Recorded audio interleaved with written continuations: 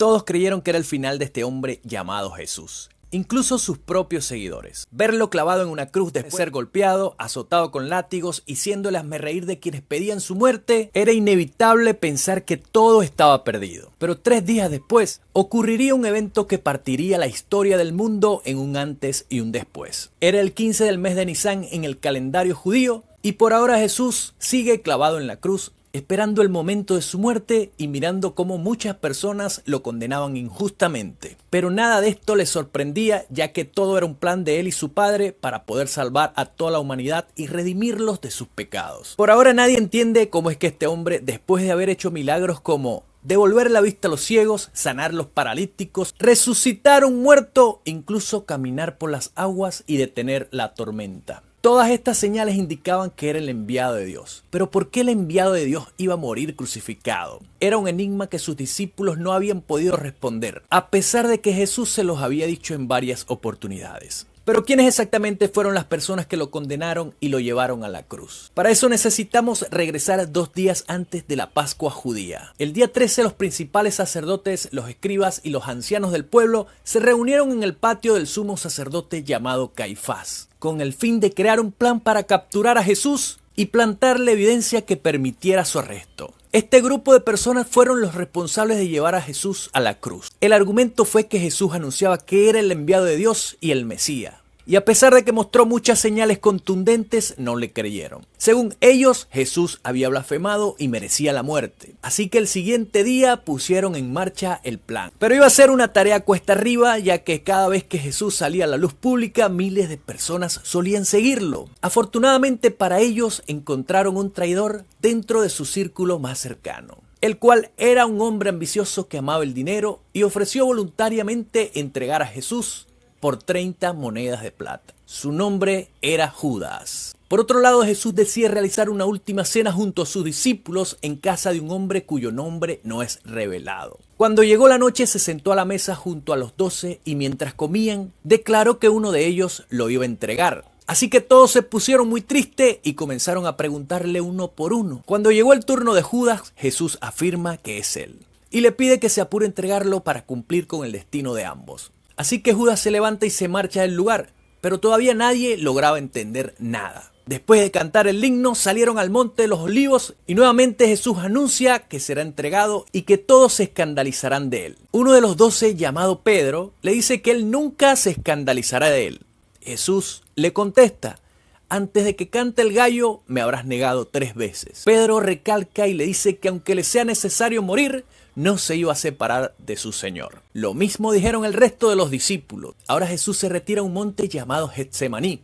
Ansioso por la dura tarea que le viene, comenzó a sudar gotas de sangre. Y tomó consigo a Pedro, a Jacobo y a Andrés. Y les confesó lo triste que estaba, así que les pidió que oraran. Mientras él lo hacía en secreto, pero cada vez que iba y venía, los encontraba durmiendo. Hasta que por fin llegaba Judas y detrás de él mucha gente con palos y espadas. Y en el momento que Judas besó a Jesús, los guardias entendieron la señal e intentaron detener a Jesús. En ese momento Pedro saca un cuchillo y corta la oreja de uno de los guardias llamado Malco. El lugar se pone tenso y en peligro de una masacre, pero Jesús convence a Pedro de que huya del lugar porque este era el momento de su muerte. Mientras Jesús iba llevado por los guardias, una persona cubierta con sábanas blancas los perseguía. Al ver los guardias lo atraparon, pero en un forcejeo logró huir. Nunca se supo quién era este personaje. A punto de amanecer, Pedro llega al templo por lo que fue acosado por varias personas y comenzó a maldecir y a jurar que no conocía a Jesús,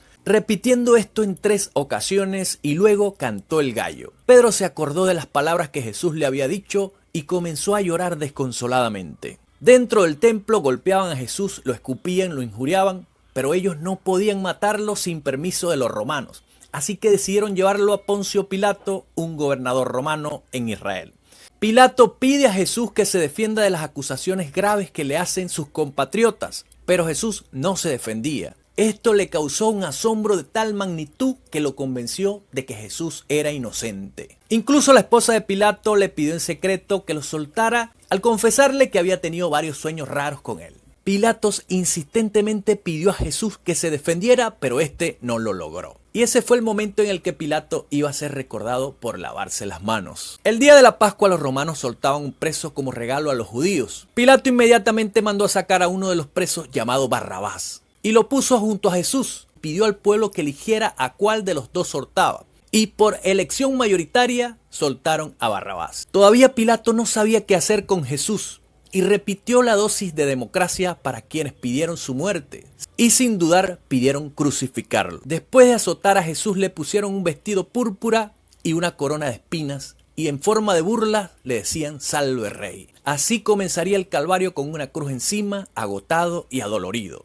Por lo que constantemente Jesús se caía, así que pidieron a un hombre llamado Simón que le llevara la cruz por momentos. En ese momento fueron condenados otros dos malhechores junto a Jesús y lo colocaron uno a la izquierda y el otro a su derecha. Jesús sediento pidió agua, pero en vez de esto le dieron a beber vinagre. En el momento antes de morir, Jesús entregó su espíritu y oró a su Padre diciendo: Padre, ¿por qué me has abandonado? Misteriosamente la tierra tembló y se abrieron las rocas del piso y el cielo se nubló. De modo que los guardias que estaban enfrente estaban muertos de miedo y dijeron: verdaderamente este era el Hijo de Dios. Otro hecho misterioso fue que muchos muertos resucitaron y se levantaron de sus tumbas y se le aparecieron a muchos. Llegó el momento en que había que entregar a Jesús y los fariseos pidieron a Pilato que asegurara la tumba con guardias por temor que se robaran el cuerpo. Pero nada de esto pudo impedir que 3 días después el cuerpo de Jesús cobrara vida, apareciéndose a sus discípulos y andando con ellos durante 40 días.